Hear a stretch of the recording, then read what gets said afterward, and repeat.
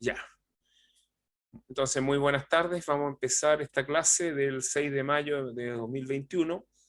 El curso de Derecho Procesal Orgánico de la Universidad Miguel de Cervantes. Y lo que vamos a hacer va a ser, en esta clase por lo menos, pretendo terminar lo que es la materia de jurisdicción. Voy a retomar desde el inicio la jurisdicción y vamos a terminarla. Voy a pasarle un pequeño texto que ustedes tienen que leer en el break y lo vamos a conversar. Y aparte de los otros textos, si es que ustedes tienen alguna cosa que decirme, que también entran en la próxima prueba.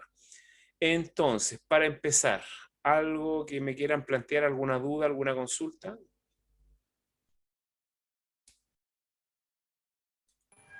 ¿No? Profesor, buenas noches. La pregunta es, los textos más toda la materia entra en la prueba, ¿verdad?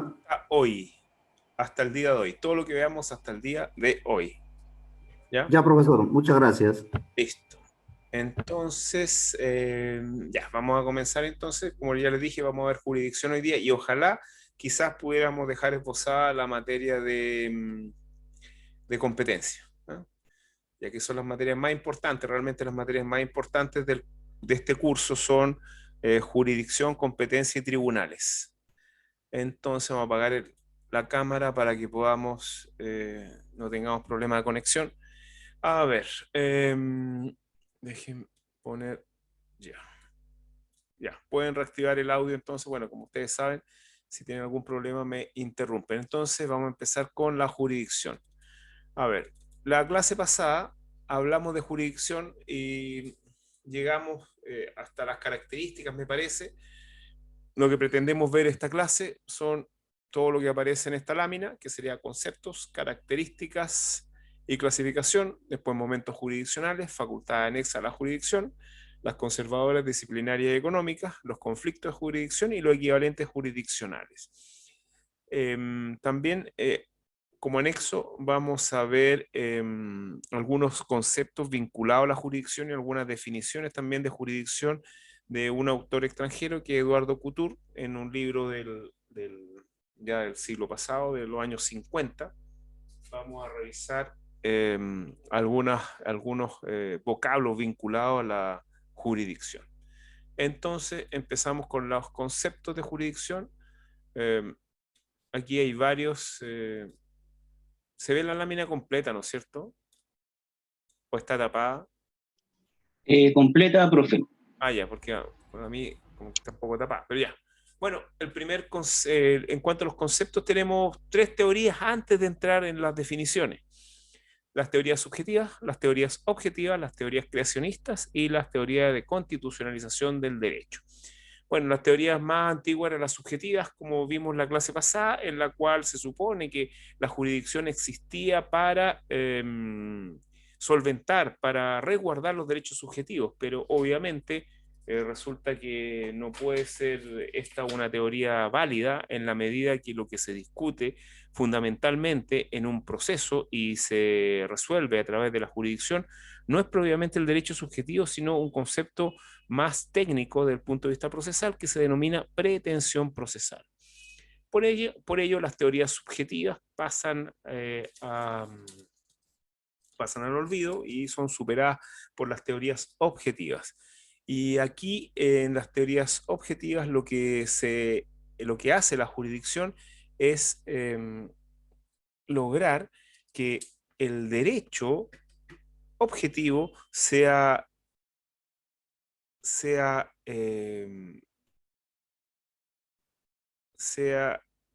mantenido vigente a través de una sentencia judicial.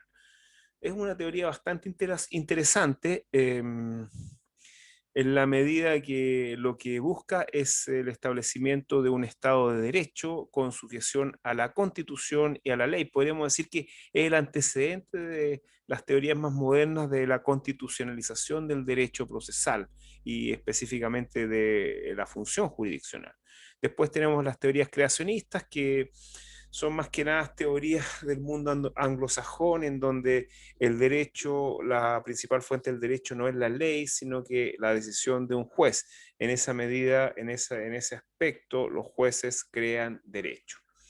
a pesar que aquí también en nuestro sistema, también los jueces con sus sentencias también crean derecho, pero no tan asiduamente como en el sistema anglosajón, en donde la decisión jurisdiccional es esencial como fuente de derecho. Este es el sistema de los precedentes. Y por último, la constitucionalización del derecho en general, y específicamente el derecho procesal, donde la jurisdicción tiene sentido como aplicadora directamente a la solución de los conflictos de la Constitución. Bueno, en ese aspecto nosotros podemos pensar que si bien la jurisdicción ya en el siglo XIX o a principios del siglo XX era más bien tratada como, podríamos decir, como una vía de solución de conflictos entre particulares, en la segunda mitad del siglo XX tenemos que la jurisdicción se ha introducido en todo ámbito de la actividad de las personas y del Estado. Y así nosotros podemos darnos cuenta de que la jurisdicción resuelve conflictos administrativos, incluso hasta conflictos constitucionales también, y los conflictos también entre las personas, y también las personas y el Estado, eh, haciendo prevalecer siempre en las decisiones la Constitución. Esas serían un poco, hay más teorías, hay muchas más, pero no las voy a mencionar en esta clase, porque encuentro que ya es suficiente la información que le estoy ofreciendo. Sigamos, las definiciones doctrinales. Bueno, no vamos a entrar mucho en las definiciones doctrinales chilenas, porque ya lo vimos en la clase pasada, pero fundamentalmente hay tres aspectos que son esenciales acá. Primero, que la jurisdicción es un poder, y no solamente un poder, sino que un poder deber. Ya vimos que es un poder porque se impone a los justiciables, y también es un deber para el órgano jurisdiccional, porque tenemos que el órgano jurisdiccional no puede omitir su actuación cuando es solicitada su intervención. El objetivo de la jurisdicción para estas definiciones, principalmente es la solución de los conflictos de interés y relevancia jurídica con efecto de cosa juzgada, y dentro del territorio de la República, y podríamos decir incluso más, con posibilidad de ejecución, que es bastante importante. Vamos a ver que sin ejecución o sin posibilidad de ejecución, la jurisdicción sería un ente vacío. Vamos a analizar otras definiciones de jurisdicción con un texto que les voy a mandar en un rato más cuando tengamos el break. Veamos los elementos de la definición. Creo que aquí quedamos la clase pasada. ¿Sí? Quedamos acá, ¿no es cierto? ¿Sí o no? Sí, profesor. Sí, profesor. Pero Ya, Sí. listo. el número 6. Ya. Entonces, veamos. Poder deber. ¿Por qué es un poder deber? Ya lo dijimos, o una potestad también, también se le llama potestad. Es un poder deber, en primer lugar, poder, porque se impone a las personas, incluso se impone al Estado, a los órganos del Estado, de manera obligatoria, con posibilidad de ejecución por la fuerza. Por lo tanto, estamos hablando de una potestad, estamos hablando de esta esencia que tiene el derecho como regla o norma de imponerse por la fuerza, es decir, coactivamente, lo cual lo hace diferente las normas jurídicas de las normas morales y de otros tipos de normas de trato social, por ejemplo, etcétera, que no se imponen por la fuerza como el derecho. ¿Y por qué es un poder guión deber? Nosotros podríamos indicar, de hecho voy a poner el guión inmediatamente. ¿Por qué podríamos decir que es guión deber? Porque, como ya les dije, los órganos que ejercen jurisdicción no son, no son libres para ejercerla o no, sino que una vez que han sido requeridos, están obligados a ejercer su ministerio. Por eso hablamos de poder deber. Ahora, si nosotros pudiéramos fundamentar esto en derecho positivo, es decir, en textos legales y constitucionales, nosotros nos iríamos al artículo 76 de la Constitución, en el inciso segundo, y también nos iríamos al artículo 10 del Código Orgánico de Tribunales, en que, a ver, están pidiendo que acepte algún compañero, pero están todos aceptados. ¿Ah? Yo veo que están todos aceptados por cualquier cosa. Ya, entonces, el artículo 76 regula y establece lo que se denomina el principio de inexcusabilidad, que indica que una vez que ha sido requerida la actividad jurisdiccional al órgano jurisdiccional, ellos no se pueden excusar de ejercerla, ni incluso a falta de ley que resuelva el conflicto. En este sentido, existen solamente dos excepciones que las vamos a revisar con calma cuando veamos las reglas generales de competencia. Y estas excepciones son, primero, que el órgano jurisdiccional sea requerido de la forma que establece la ley, y en segundo término, que lo sea dentro de negocios de su competencia. Ya vamos a ver lo que es competencia. Y si está fuera de su competencia, bueno, en este caso el órgano jurisdiccional podría no conocer del asunto y no abrir un proceso. Hay un equívoco. Si ustedes revisan la Constitución, ustedes se van a fijar que el artículo 76, inciso primero, dice que la facultad de conocer, de juzgar y de hacer cumplir lo juzgado corresponde a los tribunales establecidos por la ley. Ahora, habla de facultad. Aquí, obviamente, existe un defecto en la definición que da la Constitución en el artículo 76. Entonces, ustedes no se confundan. Esa definición del artículo 76, inciso primero, hay que siempre complementarla con el inciso segundo de la misma norma. Entonces, siempre la jurisdicción va a ser un poder deber. ¿Hasta aquí estamos claros? ¿O tienen alguna Sí, duda? profesor. Sí, sí, Sigamos sí. entonces. Ya, Profesor, sigamos, sí, ¿sí? un detallito. Hizo Ya. mención al artículo 10 del Código Orgánico de Tribunales. Orgánico del Y Tribunal. repite el inciso segundo del artículo 76 de la Constitución. Así Ok. que ya lo vamos a ver cuando veamos el principio de inexcusabilidad como regla general de competencia. ¿Eh? Ok. Entonces, segundo punto de la definición es que el ejercicio se radica en los tribunales de justicia como órgano jurisdiccional. Ahora, nosotros podríamos decir preferentemente en los tribunales de justicia, y cuando hablamos de tribunales de justicia estamos hablando fundamentalmente de los tribunales que pertenecen a la estructura jerárquica y orgánica presidida por la Corte Suprema. Es decir, más bien estaríamos hablando de los tribunales ordinarios, ordinarios y especiales, pero hay que tener presente que existen ciertos tribunales que no pertenecen a esta orgánica presidida por la Corte Suprema, que son tribunales de carácter especial, o tribunales, podríamos decir, para no confundir con la clasificación de tribunales ordinarios especiales, podríamos decir de tribunales que están exentos de la supervigilancia y control de la Corte Suprema, como por ejemplo el Tribunal Constitucional, como por ejemplo el Tribunal Calificador de Elecciones. Pero a esto hay que agregar el hecho, y también les voy a pasar una lámina al respecto. Ahora me acordé que la clase pasada dije que se la iba a pasar, pero un artículo realmente de un diario, en donde podríamos decir que se radica preferentemente en los tribunales de justicia, en el sentido que existen ciertos órganos u organismos del Estado que ejercen funciones jurisdiccionales, pero no como su función principal, como la Contraloría General de la República respecto al juicio de cuentas, y como el Senado respecto al juicio político. Y en ese sentido, y en ese aspecto, cuando estas instituciones ejercen la jurisdicción, se convierten en tribunales o en órganos jurisdiccionales sin ser esencialmente órganos jurisdiccionales. En este caso, podríamos decir que la función determina al órgano. ¿Sí? ¿Algún comentario, alguna duda para seguir avanzando? ¿No? Sigamos. La otra cosa o el otro aspecto de la definición es que los tribunales son órganos estatales, y como todo órgano estatal, según el artículo 6 y 7 de nuestra Constitución, tienen que ejercer su función dentro de la esfera de sus atribuciones. Cuando hablamos de esfera de sus atribuciones, eso corresponde a su competencia.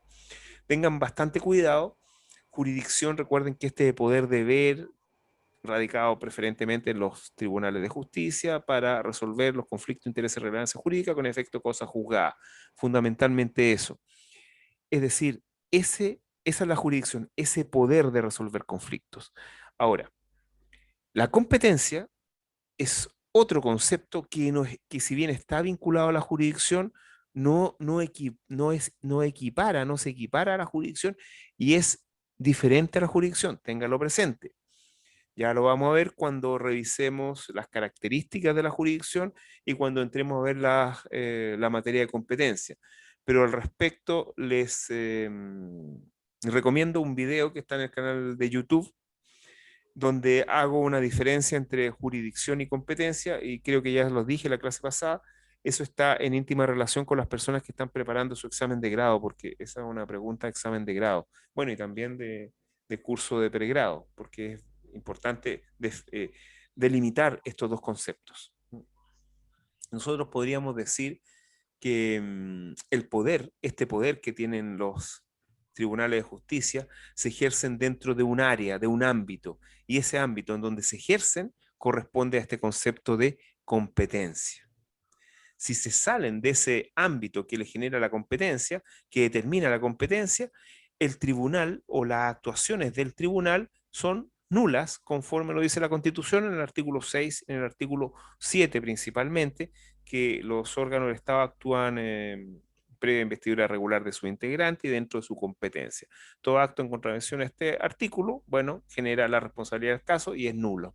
En este caso, la nulidad que opera es la llamada nulidad procesal. Esto es bastante importante, así que si tienen alguna duda me lo señalan, incluso me lo pueden escribir al chat también. Sigamos. 4. Los jueces deben ser imparciales.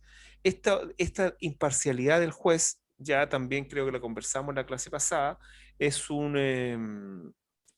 creo que es un requisito sine qua non del órgano jurisdiccional. Un órgano jurisdiccional que carezca de la imparcialidad necesaria no puede dictar una sentencia o no puede resolver el conflicto de manera válida. Y para estas situaciones existen recursos y mecanismos legales para poder, solucionar esta falta de imparcialidad. Y esta falta de imparcialidad obviamente haría de que el tribunal quedara inhabilitado, como específicamente la persona natural que ejerce el cargo de juez, para entregarle la resolución del conflicto a un juez no inhabilitado. Bueno, las herramientas para esto, para terminar con esta falta de imparcialidad, se denominan implicancia y recusaciones, y de algo también estuvimos hablando la clase pasada, de algo de esto, respecto de un audio que está circulando en internet, donde al parecer una magistrada laboral estaría cayendo en falta de imparcialidad. 5. Dentro de un procedimiento legal. Bueno, también esto es un requisito o una obligación establecida por nuestra Constitución en el artículo 19, número 3, inciso quinto, en donde señala que todo órgano que ejerce jurisdicción debe fundar su decisión en un procedimiento previo y legalmente tramitado, y también que tenga las garantías de racional y justo. En este sentido, un proceso en el cual se ejerza la jurisdicción, que es aparte de las formas establecidas por la ley, también sería nulo. Sería nulo tanto el proceso como también la decisión jurisdiccional que se materializa en una sentencia definitiva. Para proteger esto, tenemos la nulidad procesal y también tenemos recursos, específicamente el recurso de casación. Nosotros podríamos decir que el Código de Procedimiento Civil, en el artículo 768, número 9, cuando habla de que se omitan diligencia o trámite declarados esenciales por las leyes, estaríamos dentro de esta situación de apartarse el juez de las normas que establece la ley de procedimiento. ¿Alguna duda hasta ahora? Ya vamos en el quinto elemento de esta definición. No, seguimos entonces. Bueno, este es un aspecto importante, el número 6, dice, suponen generalmente requerimiento de parte. ¿Por qué digo suponen generalmente requerimiento de parte? Porque, por lo menos en materia civil, de manera absoluta en materia civil, es necesario de que el tribunal, de que el juez sea requerido para que ejerza su jurisdicción. Hay un aforismo jurídico que indica que no hay proceso sin actor. Y así materializamos este requisito de que sin que exista alguien eh, que ejerza este impulso procesal para comenzar un proceso, el juez no puede iniciarlo por propia iniciativa y, como se dice de manera técnica, de oficio. En materia civil esto es absoluto. En materia procesal penal también es absoluto, en la medida que el Ministerio Público también puede ejercer la acción penal pública. Sin embargo, tenemos situaciones en las cuales el juez puede actuar de oficio, situaciones que son anómalas eh, desde la perspectiva procesal, pero desde el punto de vista del conflicto y de los principios que inspiran esos conflictos, tenemos que quizás no es tan anómalo, como por ejemplo en el caso de materias de familia, de la violencia intrafamiliar, eh, más que nada, perdón, de las medidas de protección, porque la violencia intrafamiliar también es necesario que haya una actividad por parte del denunciante, de la persona, de la víctima. En cambio, cuando se trata de asuntos de familia vinculados a la protección de menores de edad, en este caso el tribunal puede actuar de oficio. Sería una de las excepciones. Ahora, en materia procesal penal antigua, también era posible que el juez actuara de oficio y abriera un proceso. Así que tenemos que, por regla general, es necesario que haya requerimiento de parte. 7, que la sentencia que se dicta en el proceso requiere que se ha sido desarrollado según las normas procedimentales. Bueno, aquí me debo remitir a lo indicado en el número 5 dentro de un procedimiento legal. Eh, el derecho procesal es, como yo le he dicho, es sumamente formalista. La razón de ser tan formalista, es decir, apegado a las formas, a las solemnidades, es para proteger la voluntad de las partes, tanto de las partes como del juez. Por eso esa voluntad debe ser expresada de una manera tan ritual, con tanto apego a la tramitación, a las formas procesales. Es el 7. Bueno, el 8, que tiene por objeto resolver conflictos de relevancia jurídica con efecto de cosa juzgada y posibilidad de ejecución. Bueno, este número 8 es esencial porque desde mi perspectiva sigue siendo el puntal o el objetivo básico de la jurisdicción, el resolver conflictos de intereses de relevancia jurídica. Ahora, modernamente, podemos complementar que al resolver los conflictos de intereses de relevancia jurídica, lo hacemos manteniendo la vigencia de la Constitución. Es decir, este objetivo principal que yo he indicado no es un objetivo por lo demás ajeno a estas nuevas tendencias del derecho procesal y de la constitucionalización del derecho. Bueno, y la posibilidad de ejecución resulta ser, bueno, la cosa juzgada y la posibilidad de ejecución resultan ser esenciales. Ya vamos a ver lo que es la cosa juzgada, pero la cosa juzgada es un concepto eminentemente procesal que tiene dos fases o caras. La primera cara es una cara más bien negativa o pasiva, que, que se denomina excepción de cosa juzgada, en donde lo resuelto por un órgano jurisdiccional no puede volver a ser resuelto cuando ya ha pasado la etapa de impugnación y resulta obvio por razones de seguridad jurídica. Y lo otro, que sería la posibilidad de ejecución, bueno, resulta evidente que una resolución completa de un conflicto deba poder ser ejecutada incluso mediante la fuerza por parte del Estado. Y aquí el Estado cumple un rol esencial dentro de la jurisdicción, el poder estatal, la fuerza pública. Bueno, y que tiene por objeto resolver conflictos de relevancia jurídica en el orden temporal, eso resulta obvio que los conflictos que son resueltos a través de la jurisdicción son conflictos de intereses de relevancia jurídica, es decir, que le interesan al derecho. Hay algunos conflictos que no le interesan al derecho, creo que ya pusimos el ejemplo de los impuestos, al derecho le interesa, por ejemplo, el derecho tributario, que los impuestos sean pagados, pero ahora que sean pagados con la intención y con la íntima convicción de que se está haciendo un bien para el Estado y para el individuo, eso no le compete al derecho y por lo tanto no puede ser solicitado por el derecho. ¿Eh?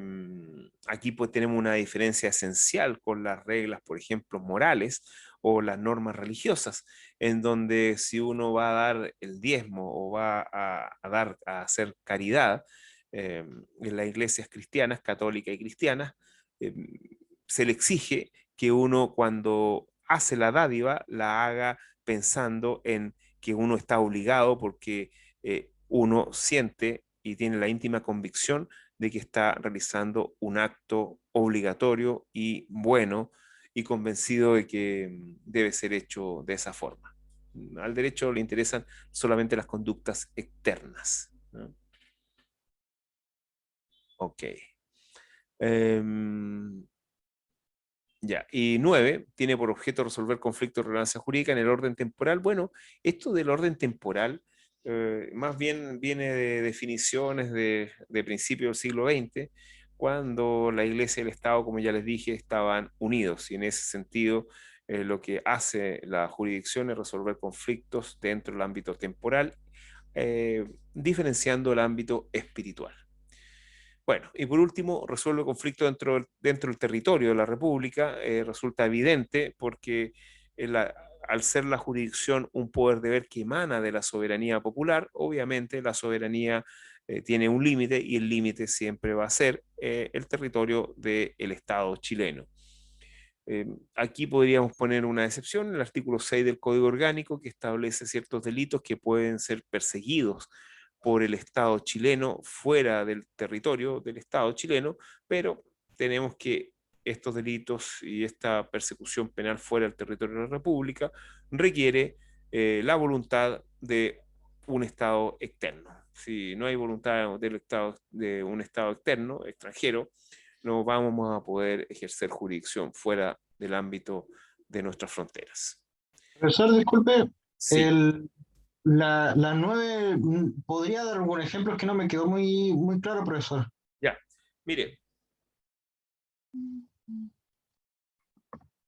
hasta 1925 existía una unión entre Estado e Iglesia, Iglesia Católica, ¿se entiende? Entonces nosotros podríamos entender que el Estado también podía resolver conflictos que tuvieran que ver con la Iglesia. Pero a contar de 1925, al separarse la Iglesia del Estado, la Iglesia Católica del Estado, a pesar que ya que faltan algunos grados de separación, por ejemplo, en razón de impuestos y otras cosas más, que la Iglesia Católica tiene todavía digamos, un trato especial. Las definiciones de jurisdicción tendían a señalar de que nos referíamos a la jurisdicción más bien del Estado y no a la jurisdicción eclesiástica. Por eso se le dice dentro del ámbito temporal opuesto a lo espiritual. No sé si me explico ahí. Sí, ahí sí lo entendí, profesor. Muchas gracias. Igual esto está un poquito obsoleto, o sea, bastante obsoleto. Y otra pregunta, profesor, Sí. disculpe, ¿la clase se está grabando o no? Se está grabando. Ya, Se está eso, grabando. profesor, no me había fijado. Gracias. Está el puntito rojo. Ya. Sigamos. Profesor, Ya. profesor, ¿Sí? Dígame. justamente con respecto a al artículo 6, o Ya. sea, cuando uno ve el punto 10, ¿cierto? Uno dice, si pudiera volver, por favor. Perdón, ¿qué dijo? Si pudiera volver a la diapositiva anterior. Ah, ya. Ok. La anterior, que sería esta, ¿ya? Sí, el número 10, ¿cierto? Que habla de resuelve conflictos dentro de la República y dentro del territorio. Sí. La verdad que uno la ve así y daría referencia que el artículo 6, ¿cierto? Habla de los conflictos dentro de la República. Y la verdad que es bueno aclararlo, tal cual como lo dijo usted, que el artículo 6 habla lo contrario a eso. Todos los conflictos que son fuera de la República y fuera del territorio. Eso, profesor. Efectivamente son delitos que se supone que el Estado, digo se supone porque si bien está en la ley, todo esto requiere la voluntad del Estado extranjero para poder perseguirlo. Pero existe la norma, pero depende del Estado extranjero que podamos perseguir a personas que hayan cometido delitos en el extranjero contra chileno, contra los intereses del Estado chileno. ¿Ya? Así es. Sí, profesor, gracias. Bien, vamos, ¿alguna duda, alguna cosa, algún comentario que quieran hacer por ahora, en este momento? Antes que sigamos, porque ahora vemos las características que estas son bastante interesantes. ¿No? ¿Están ahí o están como Sí, está estamos grabado? aquí, profesor. Sí. Sí, profe, Profesor. enhorabuena la clase. Ya. Profesor, Sí, todo bien, profe, todo bien. ¿Cómo están? profesor, ¿Ah? sobre lo que usted dice, para poder juzgar cuando hay extranjeros, que son chilenos y están extranjeros, no es necesario tener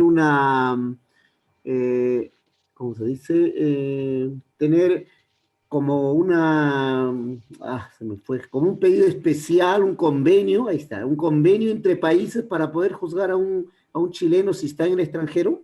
Claro.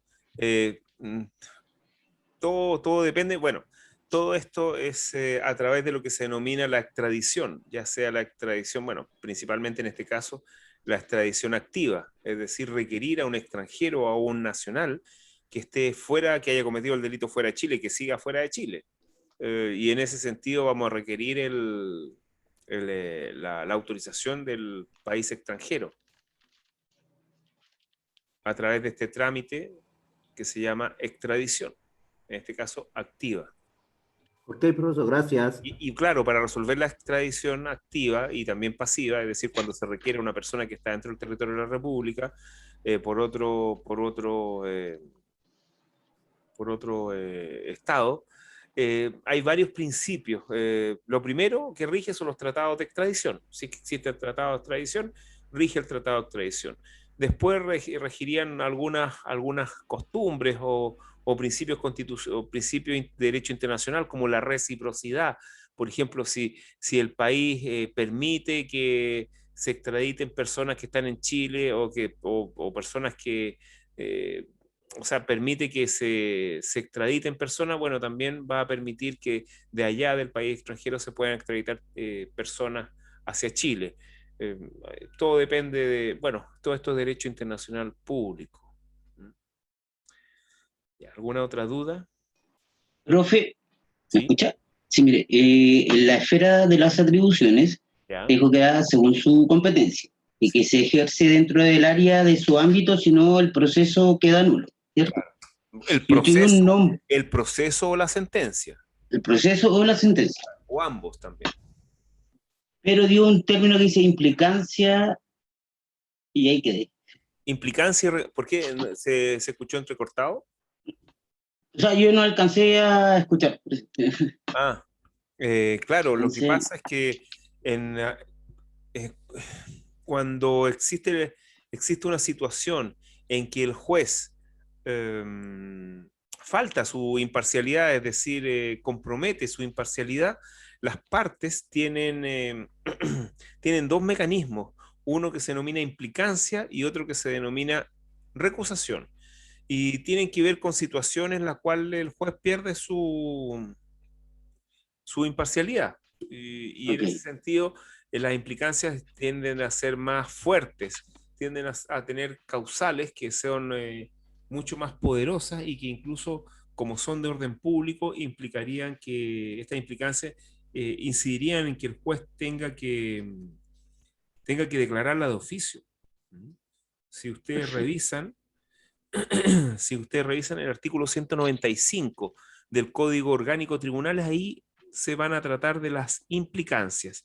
Y en el artículo 196 de las recusaciones, y ustedes van a ir viendo que cada una de las causales que se están mencionando son causales muy que van de más a menos. Y van a ver que el artículo 194, que es el artículo que precede a estas implicancias y recusaciones, van a indicar que los jueces pierden su competencia cuando se vuelven parciales, cuando faltan a su imparcialidad. Este efecto entonces le hace perder competencia. Y esa sería Ok.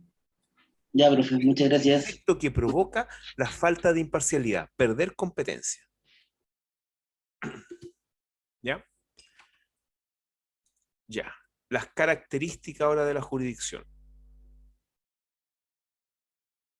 Bueno, algo habíamos dicho de estas características de la jurisdicción a propósito de los elementos de la definición. Pero lo primero, fíjense que ahí lo subrayado es como el elemento clave dentro de la característica. Ahí en el número 1 es un atributo de la soberanía. Uno podría decir atributo y soberanía, y eso es la esencia de esa característica. Y ponemos el artículo 5 de la Constitución Política de la República. ¿Por qué un atributo de la soberanía? Porque la soberanía se ejerce. ¿Cómo se ejerce la soberanía? ¿Se acuerdan? Ya que la vamos a ejercer dentro de poco. Por el pueblo, profesor. ¿Ah? Por el pueblo. Ya, pero ¿en dónde? A ¿Por el través del pueblo en dónde? sufragio. ¿En dónde? ¿Por el pueblo en dónde? En el país donde uno vive, profesor. Sí, pero yo ejerzo A través soberanía del ahora. A través del sufragio. voto. A través del sufragio. Justamente en las elecciones periódicas, y también la soberanía es ejercida por las autoridades elegidas conforme a la Constitución. Y en este aspecto los tribunales ejercen soberanía a través de sus decisiones jurisdiccionales. Son decisiones que emanan de la soberanía popular, a pesar de que los jueces no son elegidos por el pueblo, pero sí son elegidos por autoridades elegidas por el pueblo. Ahora, me hacen una pregunta ahí la señorita Ivonne, y se la pone a todos: ¿por qué Estados Unidos nunca permitió extraditar a un militar que es acusado, no sé si está acusado, imputado de asesinar a Víctor Jara? Bueno, yo no conozco en profundidad el caso, pero siempre para extraditar a alguien es necesario, hay dos aspectos para cuando se extraditan a alguien.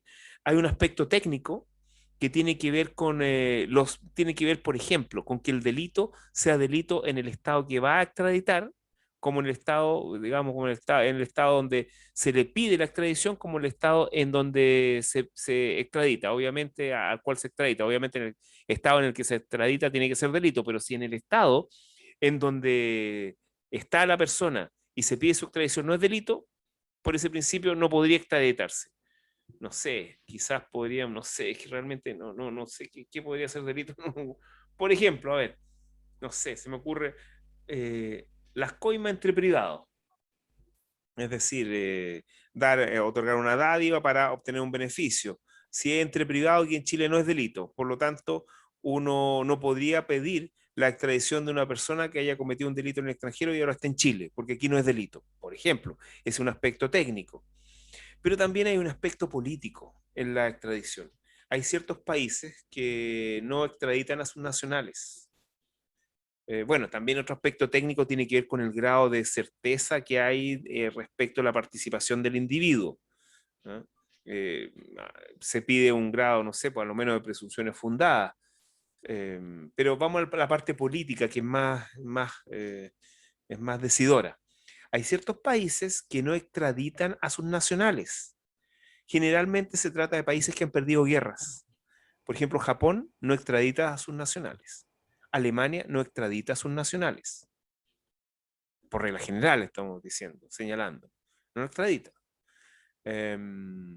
Estados Unidos, por regla general, tampoco extradita a sus nacionales porque generalmente no tiene firmados tratados de extradición, digamos, muy perjudiciales para ellos, para sus intereses, por el poder que tiene. Profesor, eso le iba a preguntar yo. Yo tenía entendido que se extraditaban a través de tratados cuando los países tenían tratados. Sí, O sea, claro, entendiendo que hay una parte claro. jurídica, de derecho positivo, que tiene que estar en ambas partes de acuerdo, pero yo tenía entendido que era por tratados. ¿Usted se incorporó recién a la clase? No, profesor, he tenido una cantidad de ¿cómo se llama? Interferencia que escucho Ah, por por eso. parte. Ya. No, lo que pasa es que yo dije primero está el tratado. Primero hay que revisar si hay tratado. Por ejemplo, el año pasado, año antepasado me parece, me tocó ver una extradición de unos venezolanos que estaban en Chile y que habían cometido un delito en Argentina. Y ahí me tocó ver la extradición. Entonces, lo primero que analicé fue el tratado que existe entre Chile y Argentina, que es un tratado que se firmó en Uruguay. Es una convención que se firmó en Montevideo. Entonces, ahí hay que analizar qué grado de convicción tienen que tener, etc. La profesora, ahora En entendí segundo que esa término, parte en no la segundo término, relacioné. en Así que segundo muchas gracias. término, si no hay tratado, hay que ir a los principios de derecho internacional. Por ejemplo, la reciprocidad. Si él me permite que yo extradite, si el otro Estado me permite que yo extradite, bueno, ese Estado también va a permitir la extradición activa o pasiva. Es decir, juegan principios de derecho internacional, si no hay tratado. Pero, por ejemplo, no sé, me imagino que Arabia Saudita no extraditará a sus nacionales también, por ciertos delitos que allá no son delitos. Y aquí en Chile a lo mejor sí, por razones religiosas, etcétera. Son otro tipo de países, de Cultura, otro tipo pensamiento. de reglamentación. ¿Ah? Bueno, características de la jurisdicción entonces. Bueno, lo primero ya es un atributo de la soberanía, ya les queda claro por qué, porque la soberanía se ejerce no solamente a través de las elecciones periódicas, sino también a través de eh, las autoridades, bueno, elegidas democráticamente y las autoridades que son elegidas también por estas autoridades delegadas, ¿no? Como por ejemplo los jueces que de todas formas son elegidos por autoridades que han sido elegidas democráticamente. No existe en Chile los jueces elegidos por el pueblo como si existe en Estados Unidos. Ya, es territorial. Bueno, aquí no hay que decir mucho, es territorial, resulta obvio, porque la soberanía se ejerce entre el territorio y obviamente los jueces, por regla general, ejercen su función jurisdiccional dentro del territorio de la República, que es hasta donde llega la soberanía. ¿Es privativa de los tribunales de justicia? Sí, efectivamente es privativa de los tribunales de justicia y en esta situación uno podría agregar principalmente del órgano que ejerza jurisdicción, porque ya les dije que hay ciertos órganos que ejercen jurisdicción, pero no es su función principal. Y en ese sentido, cuando ejercen la jurisdicción, se convierten en tribunales y se convierten en órganos jurisdiccionales. Es improrrogable. ¿Qué significa de improrrogable? Significa que la jurisdicción, significa que todo órgano que ejerce jurisdicción, es decir, todo tribunal, tiene la misma jurisdicción. Por lo tanto, un tribunal no le puede entregar jurisdicción a otro porque ambos tienen la misma jurisdicción.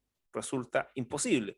Lo que se prorroga es la competencia, pero no la jurisdicción. No sé si me entienden esto porque esto es esencial respecto de una de las diferencias entre jurisdicción y competencia, y yo les pido que vean ese video, porque ese video en 5 minutos me imagino que los va a dejar claros. Otra cosa que también quiero que les quede absolutamente clara, si bien no va a ser materia que entre para la prueba, sí va a ser para la siguiente, para la cátedra, que es la diferencia entre jurisdicción y competencia, que son aspectos diferentes y yo les voy a decir, son cosas diferentes y yo les voy a decir inmediatamente que todo lo que se dice respecto a la jurisdicción es totalmente opuesto respecto a la competencia. Así que ténganlo claro, cuando ustedes hablen de diferencias entre jurisdicción y competencia, principalmente las características de la jurisdicción son totalmente opuestas a las características de la competencia. ¿Entendieron esto que es improrrogable? Sí, profesor. Ya. Significa que no se puede entregar jurisdicción a otro tribunal. Un tribunal no le puede entregar jurisdicción que tiene ese tribunal a otro tribunal. ¿Por qué? Porque la jurisdicción es única, es un poder único, que ahí vamos a ir viendo que... Ya. Improrrogable. Bueno, Doctor, ¿sí? eso que acaba de decir, aunque el otro tribunal, aunque tenga las mismas competencias, tampoco es posible. acuérdese que estamos hablando de jurisdicción, no estamos hablando de competencia. No se confunda, ya está confundiendo jurisdicción con competencia. La jurisdicción, mire, muy sencillo. Tenemos por lo menos tres poderes en el Estado, ¿no es cierto? Ustedes lo saben ya del tiempo de su enseñanza media. El poder ejecutivo, el poder legislativo y el poder judicial, ¿no es cierto? ¿Sí o no? Profesor, sí, Ya, así es. listo. Ok. Así es. ¿Qué hace el ejecutivo? ¿Cuál es el poder que tiene el ejecutivo? Gobernar un país o una patria, perdón. Ya, podría ser gobernar un país, sí, podría ser gobernar. ¿Y qué es lo que es gobernar? Administrar. Ya, personas. podría ser. No, administrar. El único que tiene el derecho al veto. Bueno, miren, gobernar viene del griego kiberne, que es timón, que es dirigir. Eso significa que quien gobierna dirige el país. Pero principalmente el poder ejecutivo lo que hace es aplicar las leyes y también hacer funcionar al Estado, toda la maquinaria del Estado, pagar los sueldos, designar funcionarios públicos, etc. Es el poder ejecutivo. Ejecuta las leyes, ¿sí? Profe, ya no me esté confundiendo, pues se supone que el Poder Judicial es el que ejecuta las leyes. No. Quien ejecuta las leyes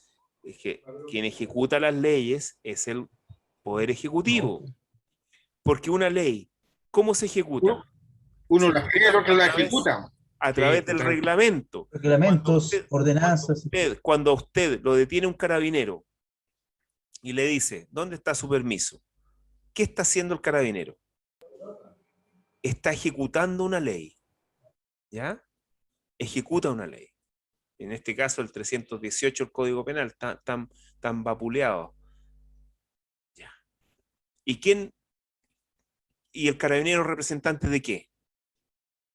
Es representante del Estado, pero específicamente es representante del Poder Ejecutivo. De hecho, Carabineros depende del Ministerio del Interior, que es netamente Poder Ejecutivo. El Ministro del Interior pertenece al Poder Ejecutivo. Ahora, ¿cuál es la función del Legislativo? Que es el Presidente de la República con el Congreso Nacional. Es el crear leyes, el crear normas de carácter abstracto y obligatorias. Crea normas, ¿ya? ¿Y qué hace el Poder Judicial? El Poder Judicial, a través de ese poder específico que tiene, que es la jurisdicción, resuelve los conflictos de interés y relevancia jurídica, cuando ellos se produzcan y cuando sean presentados hacia ellos por las partes, principalmente.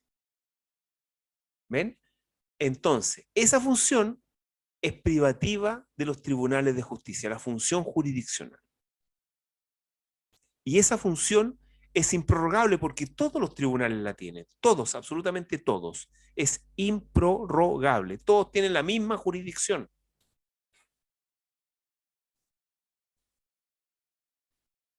De hecho, aquí yo pongo un ejemplo. A ver, siempre hago lo mismo. Profesor, ¿y un ministro en visita qué viene a hacer? Nada que ver. No, nada que ver, pero los ministros en visita existían en la justicia antigua, en la justicia penal antigua, en donde en los casos en que existía el acaecimiento de un delito que tuviera honda repercusión en la sociedad, se designaba a un ministro de Corte de Apelaciones para que él reemplazara al juez del crimen respectivo. Pero ambos tenían jurisdicción y ambos tenían la misma jurisdicción, lo único que cambiaba era la persona natural del juez que la ejercía. Y de hecho, cuando existía visita, estos ministros en visita se constituían en el mismo tribunal. Entonces era el mismo tribunal. Realmente lo que cambiaba era la persona natural del juez que ejercía ese cargo en ese tribunal respecto de ese hecho. Así de sencillo. Gracias. Eso ya no existe actualmente. bueno, podría existir si son casos antiguos. Ya, improrrogable, porque todos tienen la misma jurisdicción. ¿Ya? Ya. Profe, ya, ¿Sí? sí. Cuando usted habla que todos los jueces tienen la misma jurisdicción y es improrrogable, ¿cierto? Sí, sí. Entonces la competencia es que no todos los jueces pueden conocer de la misma materia o de ciertos negocios. Sí, mire, no es tan así. Eso lo vamos a ver ¿Ya? cuando veamos competencia, pero para que vean la diferencia, la jurisdicción es el deber de resolver conflictos de interés y relevancia jurídica, y no he dicho de qué tipo de conflicto, solamente resolver cualquier conflicto. Ujú. Ahora, la competencia es un concepto que viene a distribuir trabajo. ¿Ah? Distribuye el trabajo. Es decir, a este juez o a este tribunal le vamos a atribuir esta carga de trabajo, y la carga de trabajo va a ser resolver, por ejemplo, divorcio, asuntos de familia. Estos jueces son de familia y tienen la competencia de familia y resuelven divorcio, alimentos, visitas o relación directa y regular, que se llama ahora, etcétera. Todas esas cosas.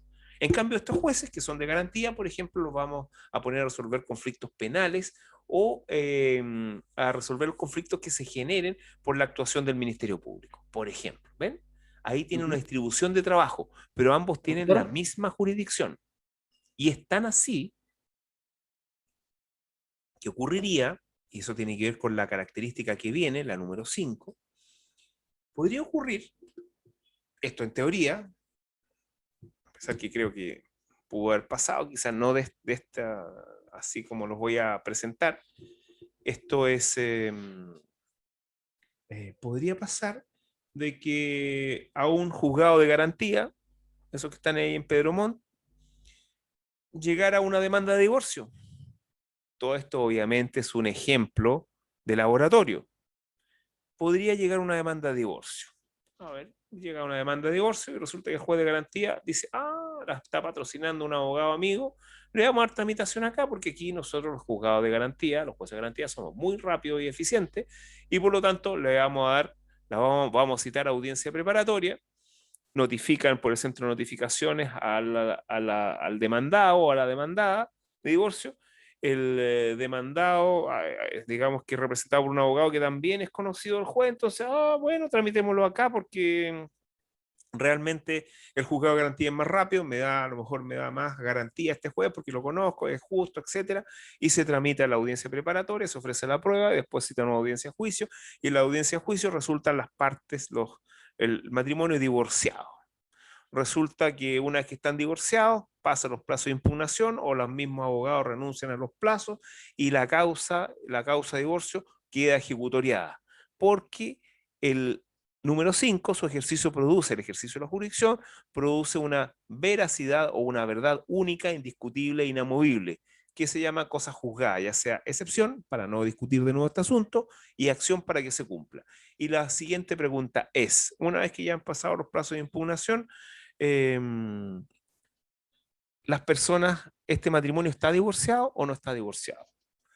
Llevamos la sentencia con el certificado que está ejecutoria al registro civil, el oficial del registro civil o el mismo registro civil, ¿se puede negar a inscribir este divorcio?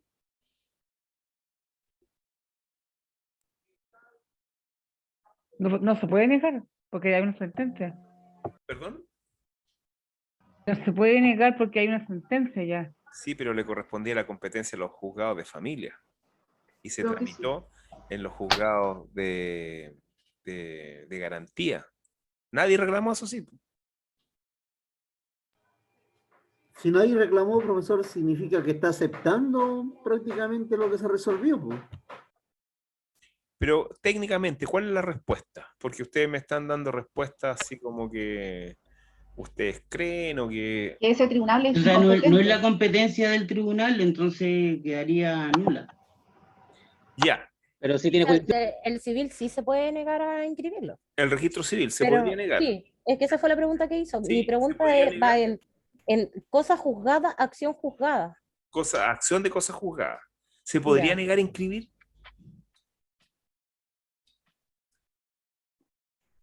Podría. Sí podría. ¿Y qué se tiene que fundar para decir que no? Que no era la competencia. porque esto lo ve tribunales de familia, no Sí, pero garantía. la competencia, hay un momento hasta donde se reclama la competencia, y una vez que no se reclama la competencia y opera la cosa juzgada, tenemos que nadie puede revisar eso. De hecho, un mandato constitucional dice, ni el Poder Ejecutivo, ni el presidente, ni el Congreso pueden revisar sentencias que se encuentran ya fenecidas, juicios que se encuentran fenecidos, es decir, con cosas juzgadas. Y el registro civil es un representante del Poder Ejecutivo, no podría revisar esa sentencia. ¿Estaría en desacato entonces, profesor? Yo creo que sí, yo creo que estaría en desacato, pero todavía no le han dado al clavo. No le han dado al clavo por qué el juez de garantía, al final, esa sentencia definitiva que dicta divorciando hasta a este matrimonio, resulta ser válida y con posibilidad de ejecución. Porque él también tiene jurisdicción. Efectivamente, y tiene la misma Obviamente. jurisdicción, tiene exactamente la misma jurisdicción que el juez de familia. Entonces él puede resolver los conflictos de interés de relevancia jurídica, lo que no tiene es la competencia. Pero el momento de reclamar de la competencia ya pasó. La cosa juzgada en cierta medida saneó cualquier vicio que existiera, porque uno podría decir, hay nulidad de derecho público. No, pero es que realmente la función, el tribunal de garantía, el juzgado de garantía, es un ente jurisdiccional, es un tribunal igual que el tribunal o un juzgado, igual que el juzgado de familia, porque tiene la misma jurisdicción, lo que no tiene es competencia. Pero la competencia ya pasó el momento de ser reclamada, ahora debe ser cumplida.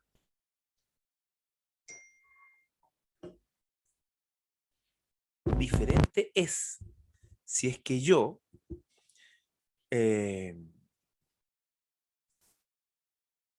por ejemplo,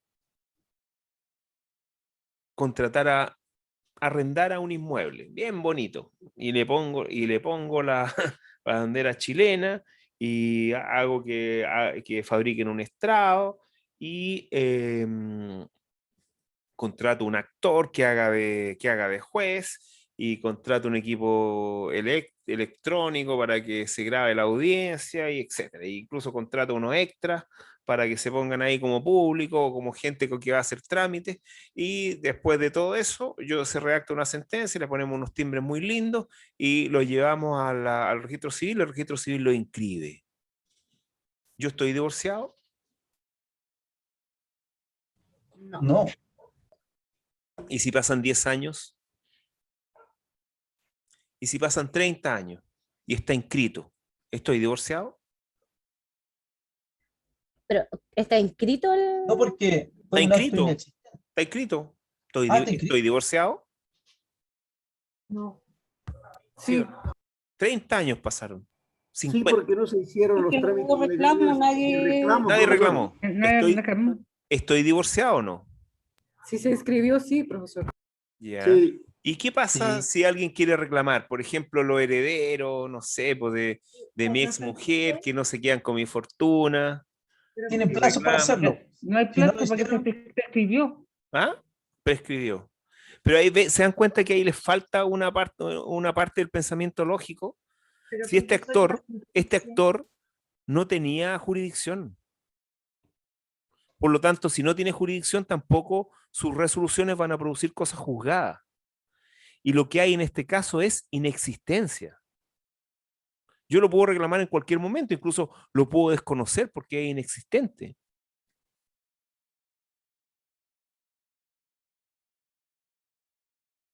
Se quedaron callados.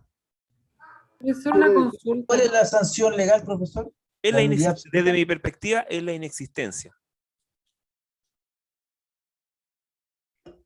Pero esto se pone más entretenido. Esto se pone más entretenido aún. Profesor, Pero espérense, esto se pone más entretenido aún.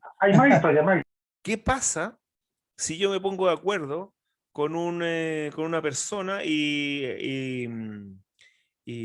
hago que reconozco unas deudas que no existen, etcétera, y al final me embargan los bienes, los rematan y los bienes y un tercero compra esos bienes, etcétera? Mis acreedores de verdad podemos decir, quedan a la deriva. ¿Qué podrían decir de todo eso? solicitar la revocación de ese contrato? Es que no es un contrato, fundamentalmente se ejerció la jurisdicción porque fuimos a un tribunal para que me remataran todo. Y lo adquirimos con palos blancos, etcétera. ¿Qué habría ahí? Profe, hay una ¿El compañera remate que quiere que surte lo efecto? acepte. No, porque lo mismo que acabo de decir, profesor, con el ¿Qué es ejemplo lo mismo que anterior, acabo de decir? que es inexistente, ¿Por qué? porque faltarían los requisitos ¿Qué para la faltaría? existencia. A ver, ¿Qué faltaría?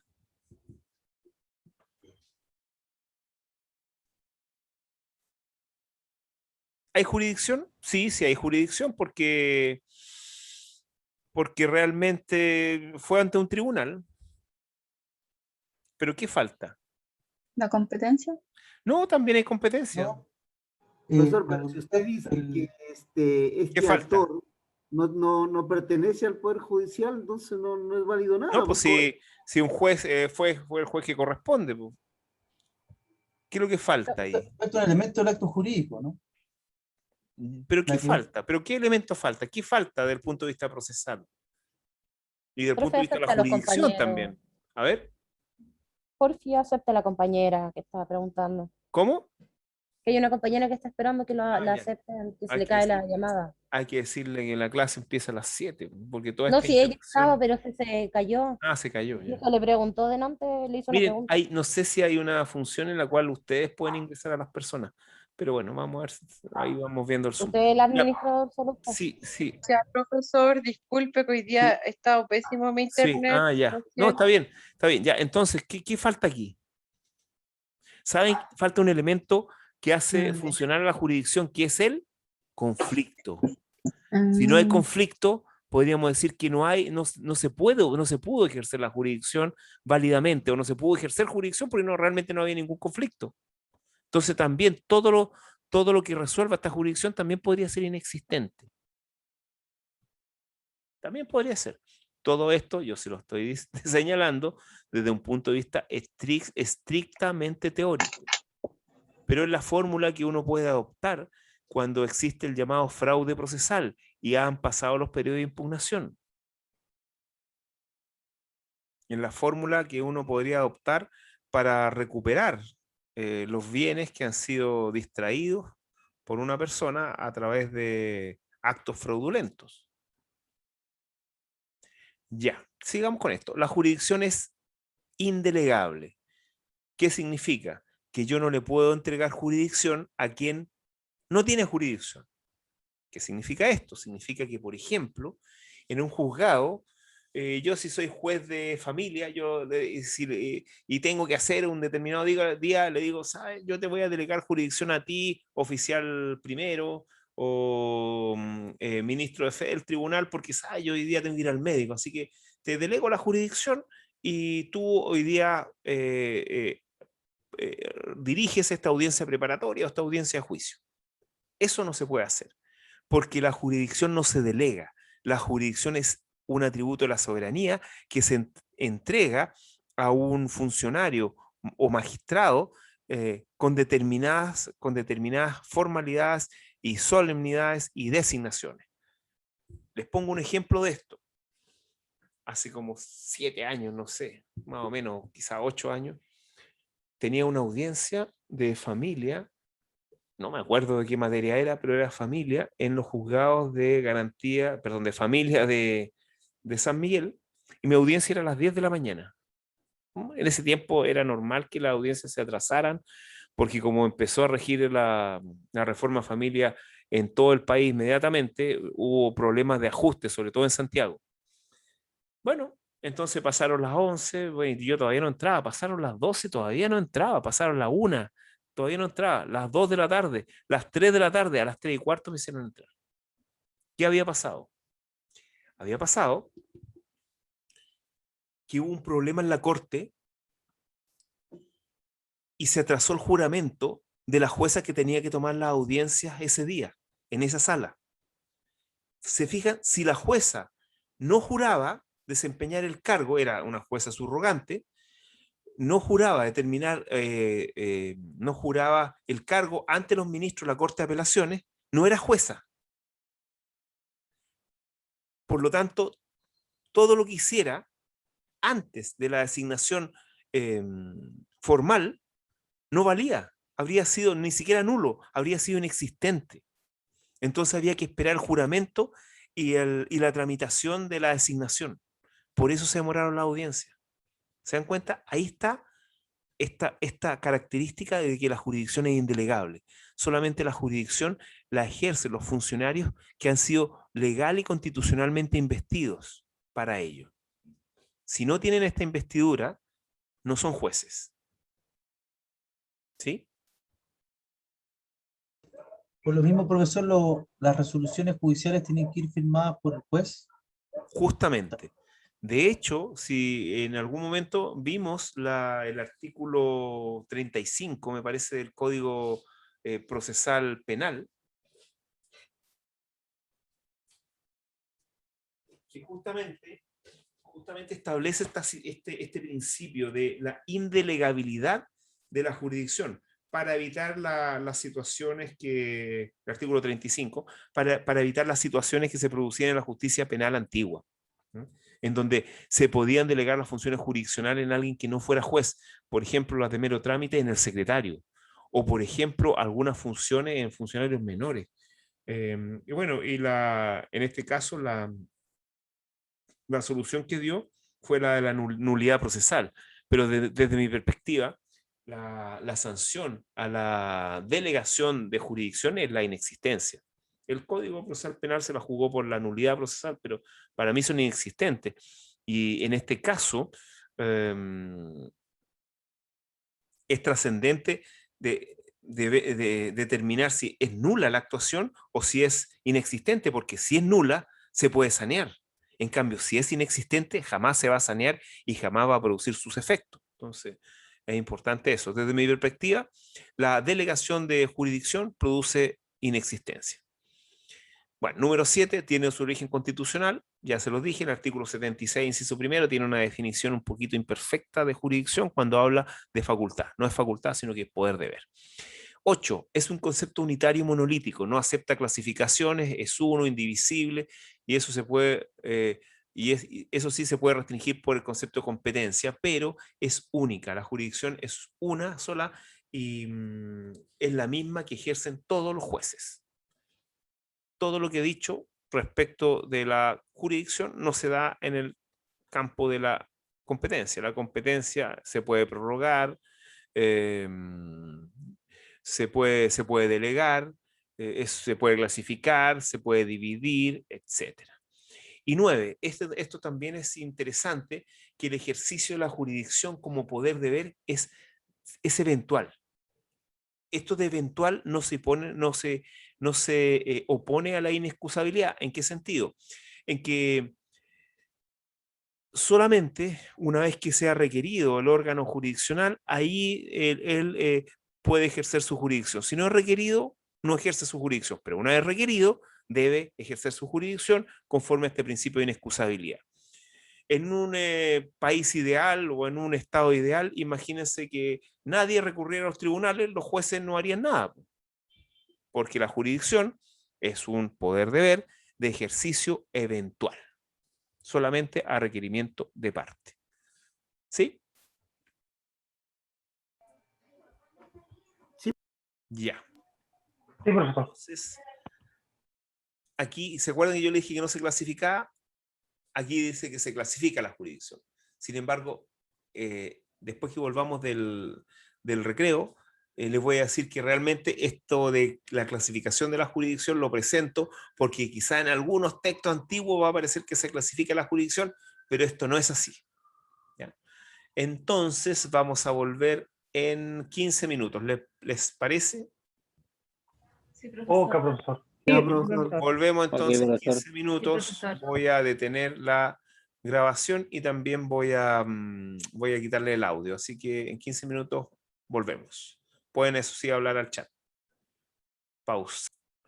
Ya, entonces volvemos ya del recreo. Y bueno, ustedes pueden apreciar ahí en que estoy compartiendo la pantalla de, bueno, este libro tan interesante y tan claro de Eduardo Couture, que es Fundamento del Derecho Procesal Civil, y donde aborda en esta página, que es la página 3 parece, la definición, claro, la definición y contenido de la jurisdicción. Y habla de las denominaciones tradicionales, las nuevas denominaciones propuestas y también de el origen nacional de las denominaciones. Bueno, cuéntenme, ¿qué les pareció? Porque es un texto muy sencillo. Hasta ahí nomás, pues, hasta ante el concepto. Cuéntenme, díganme.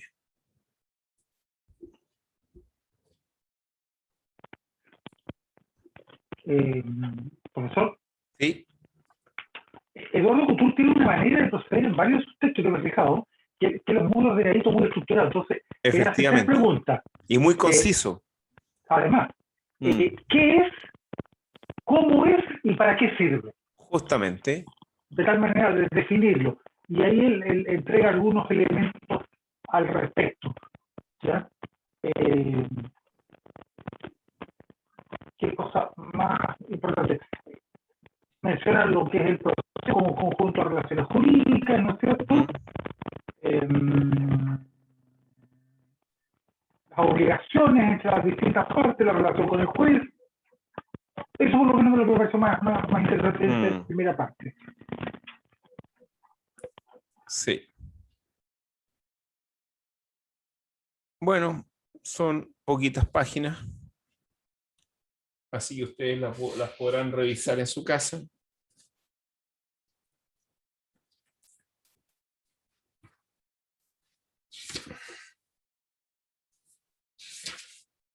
Profesor, Sí. ¿usted sería tan amable de enviarlo al correo porque yo no lo pude descargar? Ah, ok, ya lo voy a enviar, lo voy a subir al Classroom, ¿ya? Bueno, ¿ustedes leyeron los otros dos textos que me podrían decir de, por ejemplo, del mensaje el Código de Procedimiento Penal? ¿Qué me podrían decir del mensaje? ¿Alguien lo leyó?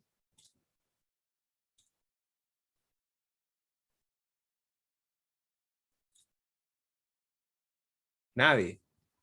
Eran como 8 páginas nomás. ¿Profesor? ¿Sí? Acá lo leí. ¿Ya? Me llamó bastante la atención el análisis que hace, me parece el presidente de la República. Bueno, el mensaje del presidente, claro. Sí, Jorge Montt. De que consideraron varias alternativas. Claro, como justamente. Jurados populares al estilo de Estados Unidos, claro, juicios orales, claro, y que finalmente optaron por esta modalidad de juicios a cargo de un juez en los términos que era el sistema antiguo. claro, era, instructor y fallador. Instructor e investigador. ¿Ya? Y es bien interesante también que ellos hacen que todavía no está preparado el país para los otros dos modelos, pero particularmente el oral decía que podría haber sido con más jueces, más profesionales, etc.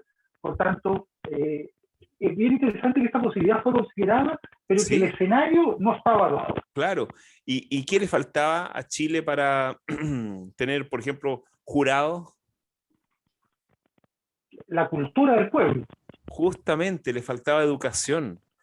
Una persona no puede ser jurado si no entiende lo que le dicen, si no entiende instrucciones. Justamente. Eso es esencial dentro de la estructura de la justicia y dentro de la estructura productiva de un país también es esencial que los trabajadores puedan cumplir unas funciones que impliquen entender, no sé, entender instrucciones, entender catálogos, por ejemplo, entender instrucciones por regla general, por escrito. Eso es esencial. Eso hay que cultivarlo en todo país desarrollado o en vías de desarrollo. Es esencial. Profesor. Segunda observación, profesor. Claro. Me pareció bien interesante el enfoque liberal que tiene el texto en cuanto busca establecer un enfoque garantista. Le preocupa mucho que los imputados puedan ejercer la garantía, sus derechos. Y en ese sentido me parece bastante adelantado, si todavía no estamos hablando de conceptos como derechos humanos, etcétera. Claro. Claramente se hace mención a que el proceso debe garantizar los derechos del ciudadano normal. ¿Cómo se llama en ese tiempo? ¿No? Claro. El ciudadano acusado de un delito. Eso. Claro, imputado de un delito. Y tengo una duda sobre una palabrita, una frase. La absolución de la instancia.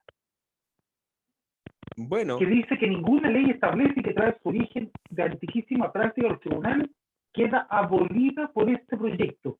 ¿Qué cosa era eso? A ver, de nuevo, ¿cómo?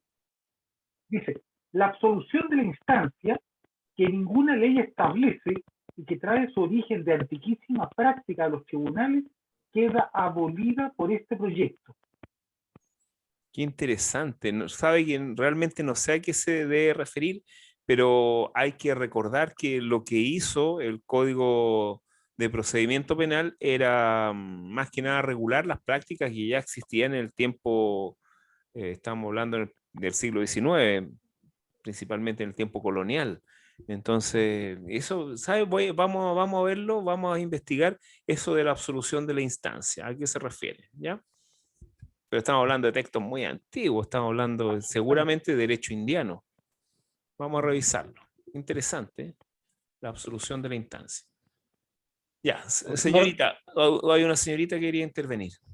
Profesor, era yo que quería dígame. pedirle algo. Dígame. Que creo que se lo pedí en otras oportunidades, A pero ver. es posible, porque por ejemplo yo ahora no pude, como tenía problemas con internet, no pude ¿Ya? leer el texto. ¿Ya? Ya.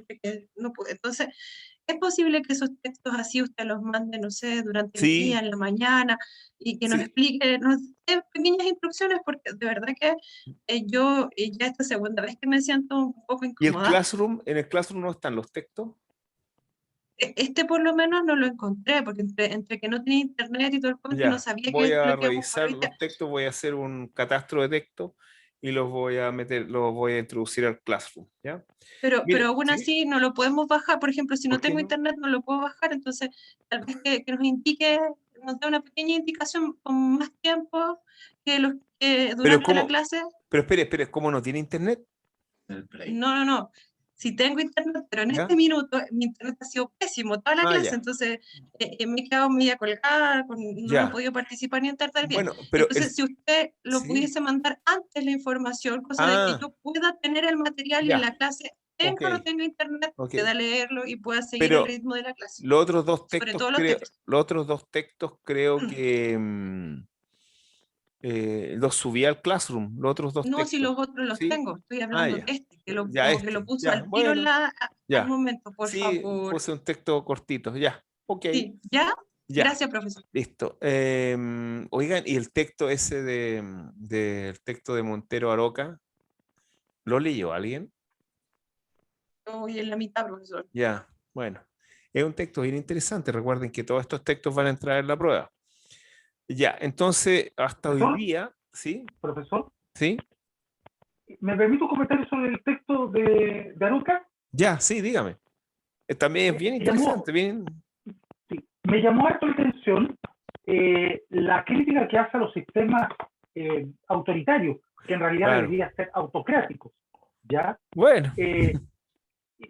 Y piensa uno en la contingencia, cuánta gente piensa en que se debe suprimir o ¿cuánto se llama? O debilitar un sistema garantista, y que se debe pensar más bien en el derecho positivo, en el orden público, qué sé yo, y justamente los sistemas autocráticos, el imputado no tiene prácticamente ni un derecho, está su situación, su conflicto al servicio del Estado todopoderoso, en el nazismo, en el comunismo, etc.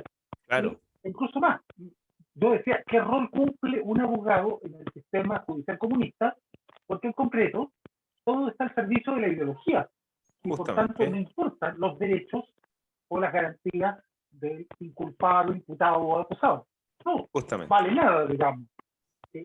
Y en ese sentido me acordaba de la película de los juicios de Nuremberg, que nos hicieron ver en Derecho Internacional, en que el actor que hace de juez, Mark Lancaster, dice justamente de que el judío que había sido culpado de un delito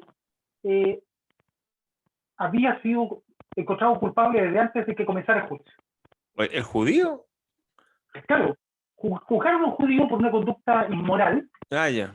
Y era parte del debate de que el juez había actuado con prevaricación.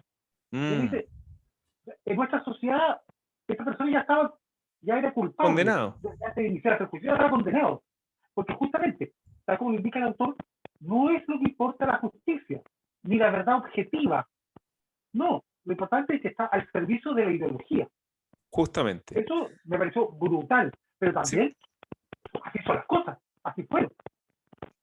Bueno, es terrible. Hay otra película un poco más, más liviana, no sé si tan liviana, pero más actual, creo que se llama Justicia Roja, donde actúa Richard Gere y a él lo acusan de matar en China, de asesinar a una amiga que la conoció en un hotel, etcétera, y ahí el abogado defensor no es un abogado contratado por él, sino que es un abogado que es una mujer que se la designa al Estado, y la abogada esta tiene traje militar.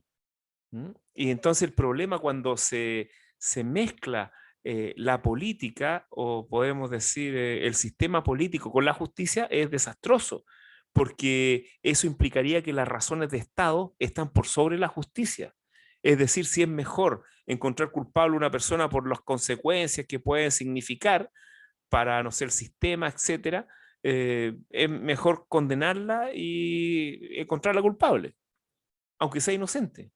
Entonces, es interesante cómo en definitiva pareciere que el sistema liberal es el sistema que más debe inspirar a la justicia, donde siempre el individuo va a estar por sobre el Estado, porque cualquier asimetría en esta circunstancia, es decir, cualquier situación que implique que el Estado está por sobre el individuo, va a provocar, sobre todo en materia penal, va a provocar situaciones en donde realmente no se respete el debido proceso y no se respete la verdad. Profesor. Sí. Me permite una última cosita, excúseme que me tome la palabra cerveza, digamos, pero es que estos aspectos son re interesantes y no solo hay que mirar tan lejos. Nuestra historia reciente tiene situaciones muy, muy dramáticas. El texto del mensaje del Código de Procedimiento Penal hace una mención a la obligación de los jueces de visitar las cárceles. Claro, hasta el día de hoy. Hasta el día de hoy. Y permítanme ligarlo con el libro de Juan Montero. Uno de los primeros decretos leyes establecidos en dictadura, el decreto ley número 10, suspendió la visita semestral de las cárceles. Sí, efectivamente. Por tanto, bueno, debe haber sido. Todas las personas que estaban privadas de libertad no contaron con la más mínima asistencia de un juez que pudiera verificar las condiciones en las cuales ellos estaban detenidos. Ahora, este decreto ley se publica el 20 de septiembre y entra en vigencia el 14 de septiembre. Cuestión o sea, el 14 se entra en vigencia el 20. Sí. Yeah. Bueno, en definitiva hay una situación de anormalidad constitucional y bueno, y no solamente las personas que estaban privadas de libertad estaban privados de sus derechos, o sea, los que estaban libres también tenían problemas. Justamente. Sí, bueno, el ideal es que no estemos en esas circunstancias tan anormales. Bueno, sigamos avanzando en esto para terminar la jurisdicción, porque nos quedan nos quedan hartas láminas, pero yo creo que vamos a terminar la clase como en 15 minutos. ¿Ah? Así que avancemos lo que más podamos en 15 minutos para terminar esto. A ver, yo les hablaba de que esto de la clasificación, que la jurisdicción no se clasificaba. Sin embargo, hay textos antiguos y puede haber equívocos, por ejemplo, en el Código de Procedimiento Civil, donde se habla de los actos judiciales no contenciosos en el libro cuarto del Código de Procedimiento Civil, en donde uno puede llegar a pensar de que estos actos judiciales no contenciosos son actos judiciales en donde se ejerce jurisdicción, pero cuando hablamos de la jurisdicción, que es la forma en que se divide la jurisdicción en los textos antiguos, jurisdicción contenciosa y jurisdicción no contenciosa, realmente tenemos que decir que esta clasificación no existe, que esta clasificación es más bien una clasificación derivada de una confusión entre lo que es jurisdicción y competencia. Debo indicar que el año 1988 se modificó el Código de Procedimiento Civil, estableciendo una diferenciación y cambiando lo que se denominaba, por ejemplo, prórroga de jurisdicción, y cambiando a lo que técnicamente sí corresponde a prórroga de competencia. Y en este mismo aspecto también tenemos que la jurisdicción contenciosa es lo que realmente corresponde a lo que nosotros denominamos jurisdicción, es decir, al poder deber de resolver conflicto de interés y relevancia jurídica. Y la denominada jurisdicción no contenciosa más bien corresponde a un ámbito un ámbito de acción que tienen los jueces donde no ejercen jurisdicción. No sé si me explico. Hay un ámbito de competencia donde los jueces ejercen su jurisdicción y un ámbito de competencia donde los jueces no ejercen su jurisdicción. Y a ello se le llama actos judiciales no contenciosos. ¿Sí? ¿Me explico? ¿O pongo un ejemplo para que quede más claro? Un ejemplo. Mejor un ejemplo. Un ejemplo, profe, Ya, porque no un se ejemplo. entendió. Ya, sí, está bien. Por ejemplo, si tenemos un problema de cualquier problema, una indemnización de perjuicios derivada del incumplimiento de un contrato, obviamente ahí hay un conflicto de interés y relevancia jurídica que debe ser resuelta mediante un acto de autoridad emanado de un juez, donde el juez va a ejercer jurisdicción porque va a resolver el conflicto. ¿Hay algún problema en eso?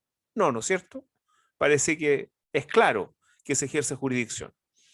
Pero si nosotros nos vamos al libro cuarto del Código de Procedimiento Civil, tenemos un ámbito en donde los jueces ejercen una competencia que no es jurisdiccional, una competencia que es más bien administrativa, que se denomina que antiguamente se denominaba jurisdicción no contenciosa, jurisdicción voluntaria, pero que esa denominación no corresponde actualmente y podríamos decir de competencia voluntaria o competencia no jurisdiccional. ¿Ok?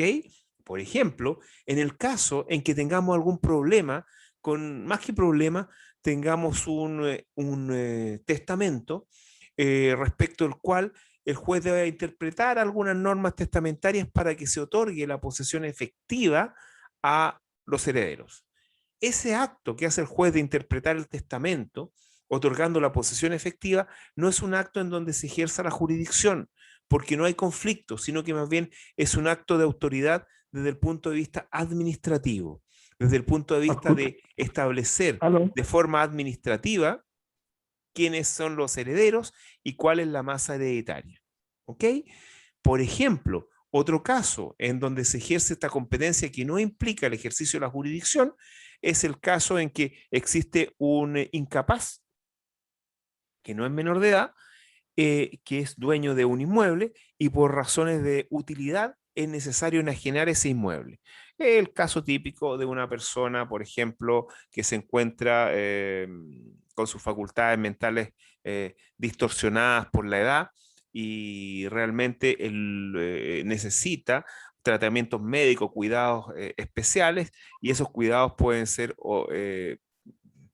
otorgados mediante la venta de una propiedad. Y para eso habrá que probar, decirle al juez que la venta de esta propiedad es de utilidad para el incapaz, habrá que acreditar esta utilidad, habrá que acreditar las necesidades del incapaz, habrá que designarle un curador, un curador de bienes, habrá que declararlo interdicto si es que no está interdicto, y habrá que establecer ofertas respecto que tengan que ver con el precio en el cual puede ser ofrecida y vendida después en pública subasta por parte del juez. Pero eso no es un ejercicio de la jurisdicción, sino más bien es un ejercicio administrativo, es una autorización administrativa.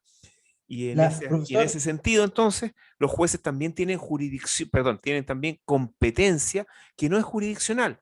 ¿Y cuál es el origen de esto? Creo que también se lo he dicho. Recuerden que el Código de Procedimiento Civil es un código de fines del siglo XIX, que empezó a regir a principios del siglo XX, y que es un código en donde se manifestaba que el sector público, la administración del Estado, era bastante raquítica, bastante con muy poco desarrollo, y realmente la única autoridad o representante del Estado que estaba en todo Chile, a lo largo de todo Chile, eran los tribunales de justicia. Por eso se le entregó esta competencia, que no es jurisdiccional, a los juzgados, a los jueces, para que hicieran más bien actos administrativos y trámites burocráticos, y que por lo demás, a medida que se ha ido fortaleciendo el sector público, como por ejemplo el registro civil, se han entregado estos actos administrativos, se le han entregado, por ejemplo, el registro civil a propósito de las posesiones efectivas que son intestadas. Sí, ahora sí, dígame. ¿Me voy a decir algo? No, lo dijo, profesor, gracias. Ya. Bueno, cuando se ejerce esta competencia que no es jurisdiccional, obviamente no se produce la cosa juzgada porque no se ejerce jurisdicción. Eso significa, ahí está en el artículo 817 mencionado, que los actos judiciales no contenciosos no se promueve con contienda y no producen cosa juzgada. Más adelante aparece que no producen cosa juzgada, porque no hay resolución de un conflicto. ¿Ya? Me parece que aquí les quedó claro que la supuesta clasificación que existe en jurisdicción no es tal. ¿Ok? Bueno, y ahí incluso más pongo la diferencia entre los actos contenciosos, donde sí se ejerce jurisdicción, y los no contenciosos. En la jurisdicción contenciosa o en la jurisdicción propiamente tal, no existe conflicto. En la otra, obviamente, no existe conflicto y por lo tanto no existen partes, sino interesado o peticionario. Uno de los elementos en cuanto a la competencia, que sirve para denominar al juez competente del fuero, que lo vamos a revisar cuando veamos la competencia, pero eso tiene que ver con una característica especial de alguna de las partes, ¿no? Para equiparar a las partes, designamos un juez digamos, de mayor jerarquía. En cambio, según el artículo 133 del Código Orgánico, no se toma en cuenta para los actos judiciales no contenciosos el fuero. En la forma de la sentencia, bueno, se rige por el 170 y por el auto acordado 1920 respecto a la jurisdicción contenciosa.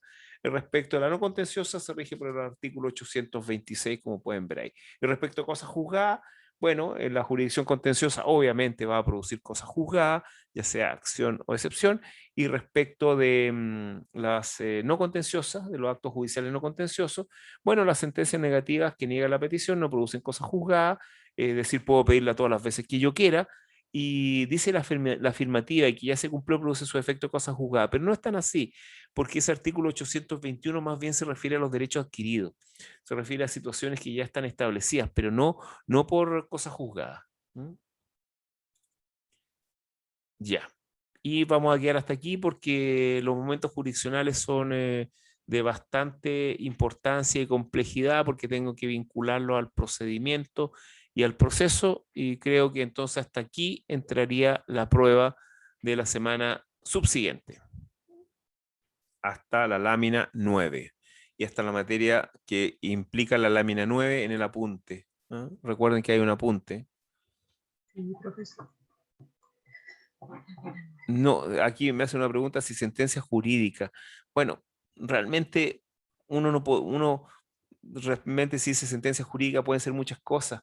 El próximo semestre vamos a ver las resoluciones judiciales y vamos a ver que las sentencias tienen un nombre específico, que son sentencias definitivas, las que resuelven el conflicto poniendo fin a la instancia. Y esa sentencia definitiva sí produce cosas juzgadas. Y vamos a ver que las interlocutorias que son parecidas a las sentencias definitivas, similares en cierto aspecto, también producen cosas juzgadas, que la cosa juzgada proviene de las sentencias, de las resoluciones judiciales que se llaman sentencias. Bueno, ¿alguna duda, alguna consulta? Voy a subir todo el material al Classroom, así que si alguien no tiene acceso al Classroom, lo más seguro es que vaya me escriben y se las mando por correo electrónico. Mañana, o sea, la próxima semana, vamos a hablar de la prueba. Vamos a hablar de la estructura de la prueba, que es muy sencillo, va a ser un verdadero y falso, sin justificar los falsos incluso, alternativas y a lo mejor unos 2 casos, 3 casos. Bastante sencillos porque en los casos ni siquiera van a tener que contestar con un desarrollo, sino marcando una alternativa respecto de ellos. Eso les puedo decir, alumnos, por hoy día. ¿Ya? Así que damos por concluida la clase hoy. Gracias, profesor. ¿Ya? Profesor, gracias. Ok, Muchas que estén gracias, muy bien. profesor. Noche, profesor, gracias. Gracias, Gracias, profesor. Gracias. Que estén bien.